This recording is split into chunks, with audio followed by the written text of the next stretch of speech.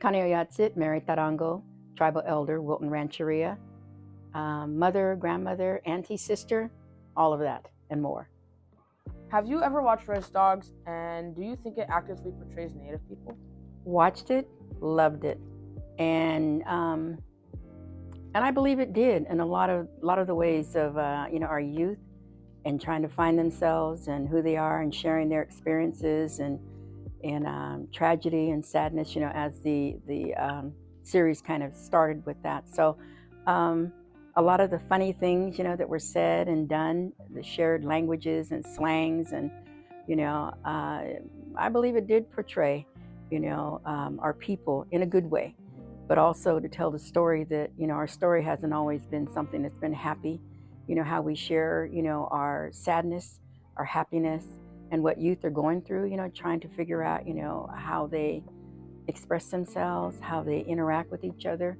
I found that to be really real, and that when I look around my own rancheria and our own youth that are growing up and some of the things they go through. So yeah, I loved it, and I'm sad it's not going to be back for another season or after this season, but yeah, and I do believe it did pretty much portray our people in our way, with the pride in what one of the fathers was kind of afraid to speak up, and I think our men folk hold that close to heart and are not really easy to express themselves. So I think that kind of reminded me of some of my own relations. The women were a hoot. The ones that there was a part where all these ladies went to a conference and it was time to have a good time. I could relate to that back in the day, when you got ready to go out, and how you interacted and laughed and just kind of just were yourself. So there are a lot of parts in there that I believe do portray our people of today and then. So yes, enjoyed it. Were you ever hesitant telling someone you're Native? Explain. No, and you know what? I never really had to say it. It's kind of like maybe I wore it, maybe I looked it.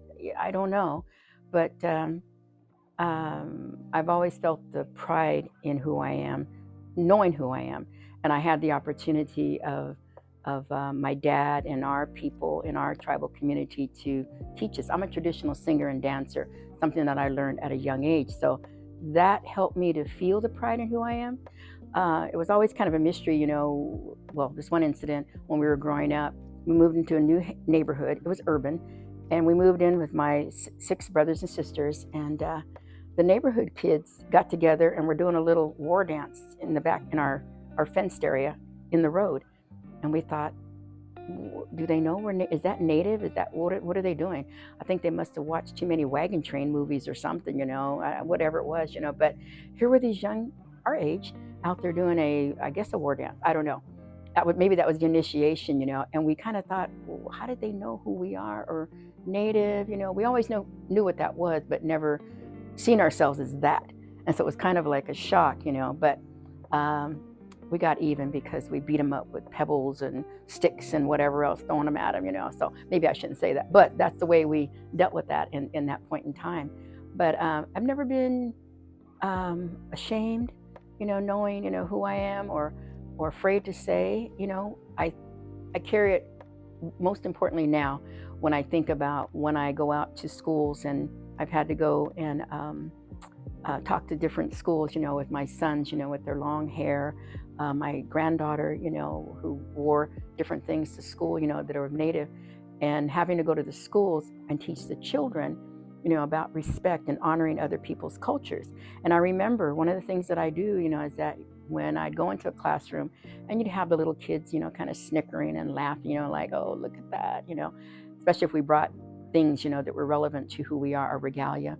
My son would always dress in his buckskin skirt and feathers, so think of a classmate in a buckskin skirt and feathers, a young man, no shirt. And I'd ask the kids, the ones that are laughing, I'd say, well, who are you? What is your background? Who are your people? Where are your people from? Do you know your language? Do you know your food? Do you know anything that has to do with who you are? And the kids would be like, well, no. I said, you should. I want you to go home and ask your parents, who you are.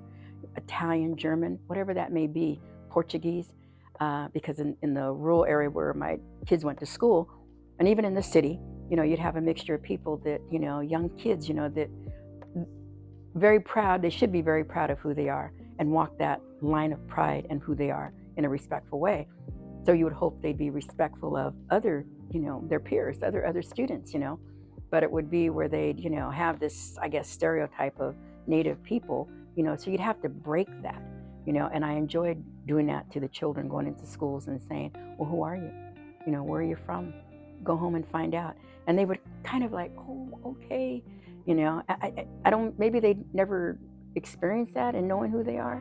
Maybe they ate the food, maybe they spoke the language, but not really thinking about who they were. So we never had a problem with that. I never had a problem of, identifying and knowing who I am. Never been ashamed. Very proud of who I am and knowing what I know. And yeah, it's a good place. It's good to be Native. What were your favorite foods growing up? We ate a lot of beans. That was a staple. Beans and fideo, rice. Some of the things when we went to gatherings, our family didn't gather, like say acorn and go through the process of having nupa, which is our, staple, nupa, acorn soup. But growing up, we got a lot of beans and tortillas, and we were laughing, we were talking about some of the good things that we were eating back in the day. This is like almost 100 years ago when I think about growing up and what we actually ate and, what mom would cook. We'd wake up to cornmeal mush on weekends because it was the labor in trying to make that and make it smooth.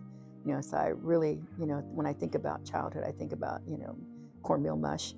But in our years of dance and things, it was really exciting to be at places where we had salmon, grilled salmon at the different big times and gatherings. Deer meat, I love deer meat. Okay, so yeah, deer meat was something that we had quite often because Dad was a hunter, and we'd have all these strips of deer meat hanging up in the back room, drying out for jerky.